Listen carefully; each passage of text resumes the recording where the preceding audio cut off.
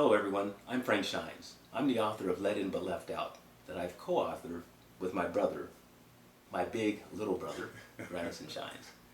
We're going to take a moment to learn a little bit about your background, Granison. Okay, sure. Obviously you collaborated with me on this book. I think a lot of people would like to understand your background and your experience. Okay, So, awesome. Thank you very much. Granison Shines, as Frank just told you there, born and raised in East Palo Alto, California, and I spent most of my childhood there growing up. And until I was about 17, then that's when, actually let's start over. Let's start over. Okay, go ahead. All right. hello, Frank Shines here. I'm the author of Let In But Left Out, which I've co-authored with my brother, my big little brother, younger brother, Granison Shines. We're going to take a moment to learn a little bit about your background. Sure. Obviously, we've done a lot of collaboration on this. I've learned a lot from you in terms of personal branding. We share a lot of different ideas as we work with different clients that always seem to have similar types of needs, Sure. which is what has led us to collaborate on this book. So tell us a little bit about yourself. Yeah, first, thanks a lot for bringing me in on the project. I really appreciate that. Yes. Granison Shines, born and raised in East Palo Alto, California. Had a really good childhood there and grew up with my sisters there, Trina Shines and Trisea as well. And unfortunately, my mother and dad, Frank and I share a dad. Unfortunately, at the age of 2 years old, my mom and dad split. So my dad was still very instrumental in my life. Thank God for that. And that's always been something that has propelled me to excel, along with my mom. My mom was there, of course, during the time, like you said, Formative Frank. years, yeah. Yep, those formative years were very imperative for me to learn a lot about society, a lot about where we grew up, and to really go through some of even the tough times that we had to go Right, through. sure. And so growing up as the only and youngest male in the household, my mother and my two sisters, it was very instrumental for me to understand who I was and who I identified with. And when I really think about growing up in East Palo Alto, it was a very good childhood, as I mentioned earlier. It was also a very challenging childhood. It was also a very opportunistic time for me to really discover a lot about myself. And so as I grew up, I had very close friends that I have to this very day, friends that I have moved to Arizona, where I live now, and I'll explain a little bit more about that later on. And we're still very, very close, and that has been very instrumental in helping me grow up to become the man that I am today. And Frank Shines, my brother here, has always been there and very instrumental. He's 10 years my senior, and he was one of my first mentors. In fact, I understood the power of having a mentor because of you, because of Frank Shines. And that has been very instrumental. He moved to San Francisco, right? San Francisco. You And came back to San Francisco? yeah, San Francisco. And there were times where I would every other weekend I was there.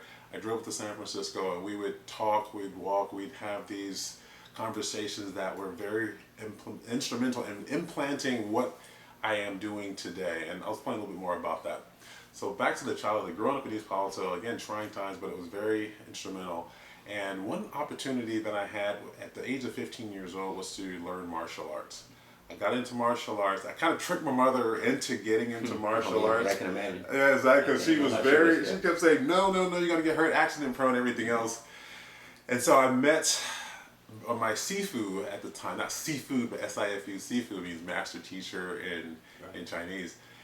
And Brian Oliver was very instrumental in teaching me a lot about communication, especially nonverbal communication, situational awareness, understanding how to read people and understanding getting to know people was very instrumental. So at the age of 15, I got into martial arts, still training martial arts, teach martial arts. I was under his tutelage for 10 years. Wow.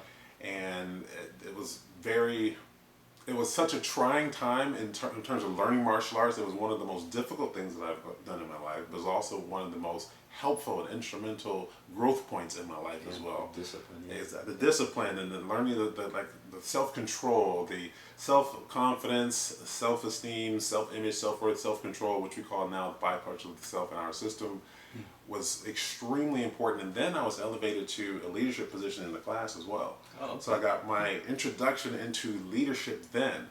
and helping him run a class that was people that were older than me, that were stronger than me, that were much more versed than me in life and understanding how to manage people that are years above me Right, sure. in terms of their quality of life. And in terms of managing those who were below me, there were some that were younger in the class as well. Again, that was a very, very instrumental time in my life. So at the age of 17, I graduated high school, matriculated into the San Jose State University there, where I studied Spanish and psychology, and got my first corporate job at 17. In fact, they worked through the college years with me, very lenient on my schedule, and said, hey, you know what, you go ahead and do what you need to do. We will always support you, always have a job here. And Was of that course, specifically with Aero Electronics? that was or with it another company? that was with Spaces in Laurel. Oh, okay. Spaces in Laurel. Worked in a multiplexer lab there under a very good boss named Bruce Powers. He took me under his wing as well. Taught me a lot about technology. Taught me a lot about, again, verbal communication at that time. In growing up where we grew up, you have an opportunity to learn, of course, the language of English, but you talk a little bit different because you talk, for instance, the ghetto, right? Yes, right. And I had to learn how to communicate differently. I had to learn how to, at the time, they called it talking kind of quote white, and that was what the black community saw it as back then. Oh, okay, Right. well, you talk a little From more ghetto white. speak to executive speak. Exactly. But that's exactly what it was. The transition there was very important to understand how to do that and when to talk that way, when to turn it on and when to turn it off. Right, yeah, Learning that definitely. earlier in life was very paramount in how I grew in the corporate world. So again, first job at 17 years old, corporate job. Then growing into, I figured I wanted to get into sales. I wanted to get into electronic sales. So I started working for an organization called New Technology. Again, one of the best bosses that I've ever had. Hank Sanchez and Armin Fagioni. Those two guys could sell. And I learned how to watch their body language, hear their verbal communication, and really get into the factor of understanding what it meant to be selling. And then they elevated me also into a leadership position. And then they sent me to school for leadership management. Paid my way through school. Wow, very nice. instrumental with them also, and learning how to facilitate and how to talk to people. Fortunately and unfortunately, sometimes I was the youngest person at the facility, Right. with a great amount of experience. May not have been as learned as far as book knowledge, but then the street knowledge also came into play. But Right. learning how to sell, learning how to communicate, learning how to manage people, learning how to facilitate other nuances in a corporate environment, political skills and everything Right, else, sure. developing those key skills, that was very instrumental again in key points in my life. And so as I elevated in from the new technology side or selling electronics, I got into distribution electronics with Aero Electronics there, or Anthem Electronics, and Anthem bought Aero. And then I moved to Arizona, and that's where I started my family in Arizona. I got married and started a family, moved to Arizona, started a family there, worked in the corporate initiative there, in the corporate job there. And Aero Electronics was also a very good learning point in my life. They bought two companies out of it. So every company I went, they ended up buying the company. That was a big time, a lot of change. A yeah, big for that change, whole industry, exactly. The electronics industry was changing significantly, especially for the distribution of electronic parts.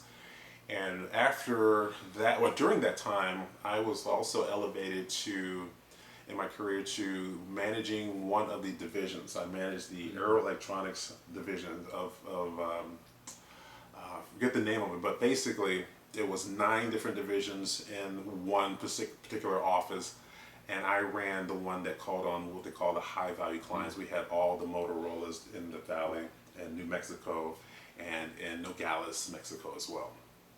And I ended up utilizing my skill set and developing a technique, I should say a process, a leadership process, management process, or communication process, what we call now the champions of communication confidence and the thought leadership, which I write about in the book. Yeah. Had an opportunity to prove it in the corporate arena, with many different people that were above me, so managing up, people that were my subordinates, so managing down, people that were, I had to manage cross-departmental, so managing horizontally within the organization as well. And in discovering a process and outlining the process, and then discovering the key skill sets that also a leader should have. That's where I come into the play of writing the book, and the chapter in writing the book, and making sure that we outline that within and have an opportunity to show you how we did this, and referencing a really key phenomenon that happened with Apollo 13 within the book. You'll see that as well. So that's a little bit about Granison Shines. Hopefully you will enjoy the chapter that I've had to really expound on in the book, and learn a lot, and take that and not only manage your businesses and manage your office, but also manage your family as well. Because leaders we have leaders at the family, the parents, and then we have leaders that are all the way up to the President of the United States. And so it's all about how we do that and its key skill sets. Yeah, exactly. Anytime you have the chance to influence anyone, that's what leadership is all about. Yeah, I really enjoyed working with you on the leadership chapter again, Let In But Left Out.